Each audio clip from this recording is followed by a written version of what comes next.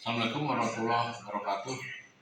Ini kita ada kasus tentang catur daya SMPS model jaring. Tegangan outputnya kalau kita lihat di spesifikasi di sini, inputnya 210 110, outputnya 5 volt 30 ampere. Ya. Ini modelnya SMPS model jaring. Kalau kita lihat terminal konektornya, ini adalah masukan AC 220 volt, kemudian ini ada massa, dan ini positif-positif 2, negatif-negatifnya 2 gitu ya. Nah, kalau kita coba lihat, perhatikan di catur daya ini sepertinya normal-normal saja. Jadi kalau kita lihat dia lampunya nyala, kemudian kalau kita lepas lampunya mati gitu ya. Keluhannya katanya ini ada masalah mesinnya keluaran 5 volt, katanya keluarannya tidak sampai 5 volt. Kita coba lakukan proses pengukuran dengan multitester. Ini nyala, ini testernya kita ambil posisi 10 volt DC, kita kasih di posisi DC 10 volt. Karena kita yakin ini harusnya normalnya adalah 5 volt, kita hubungkan ke min dan plusnya. Ya, ternyata tegangannya 10, ya hanya ada 3 volt saja. Ya. Cuman ada 3 volt. Kita lihat jarum yang paling bawah di sini 10, di antara 2 dengan 4. Ya, berarti itu adalah besarnya sekitar 3 volt aja. Kita coba ada pengaturan satu potensiometer jas di samping situ. Kita mau coba lakukan proses pemutaran. Kita putar aja di sini. Ya. Ini nampaknya udah mentok dia. Kita coba posisi tengah. Kita langsung ukur. Mudah-mudahan nggak ada masalah. Oh, dia. Oke. Kita. Tangan saya nggak cukup nih.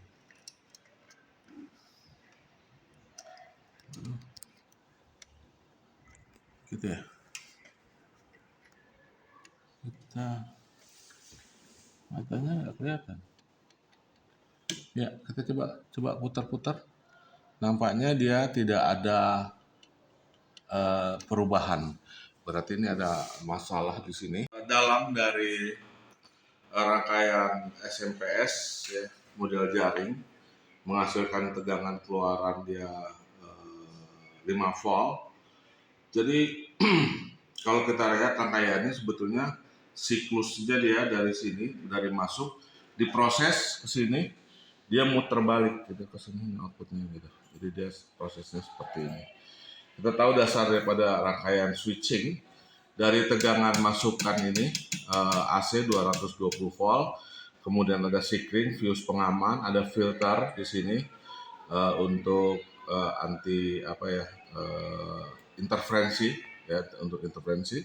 Kemudian langsung disarain sama C ini. Ya, dioda ini, dioda bridge ya.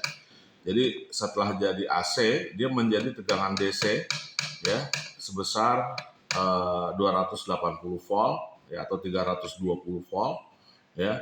Ini dia ada pengaturan 110 220. Dia mengatur dioda ini bekerja sebagai setengah gelombang atau dia gelombang penuh.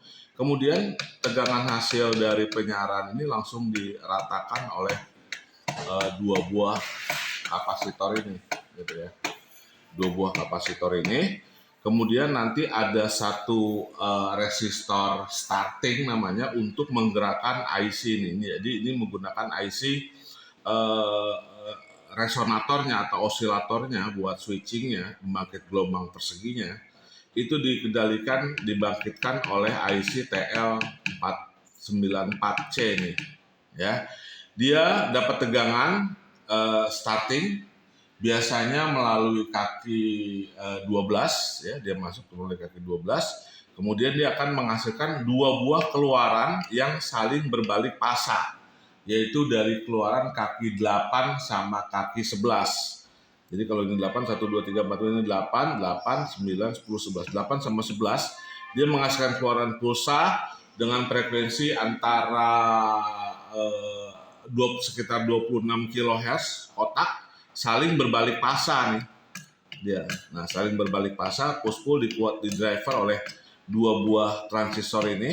Kemudian dia masukkan ke transformator kecil di sini, ya. Transformator ini dia akan sebagai kopling, ya, penghubung dari driver ke power. Jadi dia menggunakan dua buah rangkaian push pull sebetulnya di sini. Jadi untuk catu daya ini tidak pakai sistem MOSFET, ya, dia pakai transistor push pull saling bergantian. Jadi ini driver, kemudian dia kasih kopling dengan transformator, ini dua buah transistor powernya, dia secara bergantian nanti buat men-switch tegangan 220 volt, 290 volt, 320 atau 208 volt dari penyiaran ini menjadi sinyal persegi, ya, dia on off dengan frekuensi sebesar 26 kHz, ya. Nah, akibatnya di sini akan diinduksikan dari tegangan tinggi, frekuensi tinggi, ya. Di sini ada tegangan tinggi, frekuensi rendah, ya, dibagikan oleh frekuensi, kemudian dikuatkan oleh power, di switching di trafo ini menjadi 26 kHz akan menjadi tegangan tinggi dengan frekuensi tinggi, tegangannya sekitar 320 atau 280 volt, frekuensinya sebesar 26 kHz, kemudian akan diinduksikan ke bagian sekunder. Dari sekunder kemudian disarkan oleh dua dioda ini. Ini sebetulnya dioda, ya. Ini rangkaian dioda. Biasanya tipenya ada D9, D92, 02 gitu.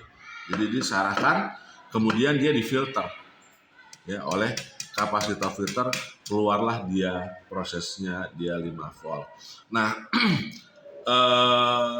kejadian seperti ini kalau dia mati total, biasanya yang sering adalah rangkaian di sini, terutama di dua transistor power ini. Nah, jika tegangan ini salah satu jebol atau di sini ada rangkaian tambahannya, jadi biasnya oleh dioda-dioda, ya, ini ada masalah, satu juga itu bisa mengakibatkan transistor ini power ini menjadi dia rusak atau tegangannya merasa terganggu. Jadi ini sepertinya kalau analisa saya, dua transistor ini salah satu ada yang bermasalah. Ya, nanti akan kita coba lihat. Ini gampang sekali karena ini rangkaiannya kembar sehingga kita bisa langsung compare. Saya lepas rangkaiannya ini. Dia di sini biasanya dialingin pakai ini, berarti ini harus disobek nih.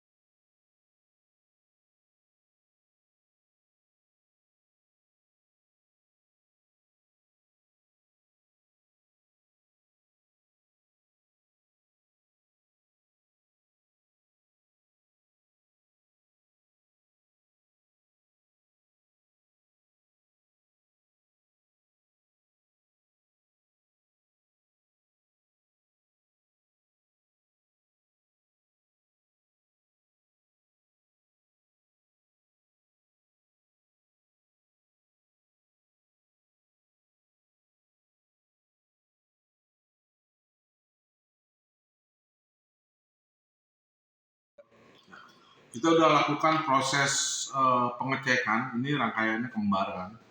Jadi dari IC osilator TC494 ini keluar kaki 8 sama kaki 11, kemudian 2 transistornya sebagai driver masuk ke kopling transformator, kemudian ini 2 buah transfer power. Nah, semuanya normal. Semua rangkaian di sini sudah saya coba tadi periksa semua, ininya bagus, resistornya bagus, 2 transfer sudah diangkat, semua dioda juga kondisinya bagus. Kemudian kita ngecek kondisi kerja daripada IC ini untuk ngujinya adalah dia harus punya referensi kaki 13 sama kaki 14. Jadi kaki PCC-nya dia ada di 12 volt masuk di kaki 12. Ya, kita ukur tadi juga sudah keluar 12 volt. Jadi di sini ada 3 titik pengukuran untuk meyakinkan bahwa osilator IC ini sudah kerja normal. Pertama, kita ukur kaki 12-nya sini menghasilkan tegangan 12 volt. Kemudian ada tegangan referensi kaki 13 sama kaki 14 sebesar 5 volt. Dan kemudian ada tegangan input balik di kaki 2 itu sebesar 2,5 volt. Ya, input baliknya 2,5 volt. Nah, kejadian seperti ini, tegangan outputnya turun dari harusnya 5 volt menjadi 3 volt. Ya, dioda nyala. Dari potensiometer ini tegangan diputar-putar itu harusnya dia merubah masukan input referensi yang ada di kaki 1. Jadi kaki 2 itu mesti ada tegangan referensi 2,5 volt, rangkaian komparator pembanding. Kaki 1 adalah feedback diambil dari resistor ini. Gitu. Nah, waktu diputar-putar di kaki 1 ini tidak ada satu perubahan apa-apa. Ya, sementara itu perjalanan arus dari potensiometer ini masuk ke resistor, ini udah jelas ada resistor di sini 1 kilo, bagus nilainya, kemudian masuk ke pembagi tegangan di sini 2K7 sama nilainya normal. Jadi jalurnya dari sini lewat R 1 buah, kemudian ada voltage divider dari positif ke ground, kemudian masuklah dia ke kaki 1. Waktu diputar-putar, ya di sini di kaki 1 tidak ada melakukan perubahan. Ya, sementara di kaki 2,5 volt, di kaki 2-nya 2,5 volt itu ada tegangan. Nah, jadi kesimpulannya tersangkanya adalah di potensiometer ini, gitu. Ya, kita cari yang fix, lepas aja nih, pokoknya.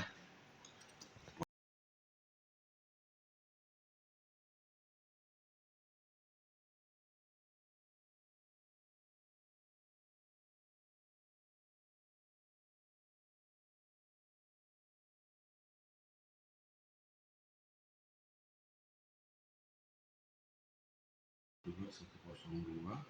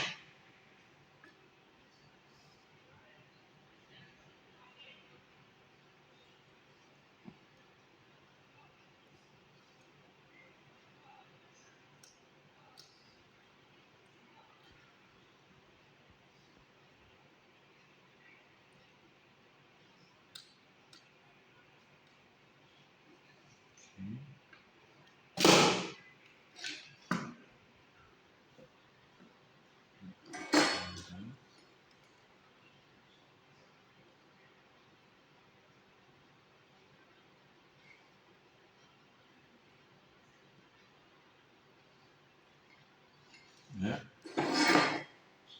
Sekarang kita lakukan proses pengukuran standar dari kerja osilator. Saya akan jepit tester di posisi volt, kita kasih di 50. Ini ada di min, di min ini positif, coba kencang. Oke.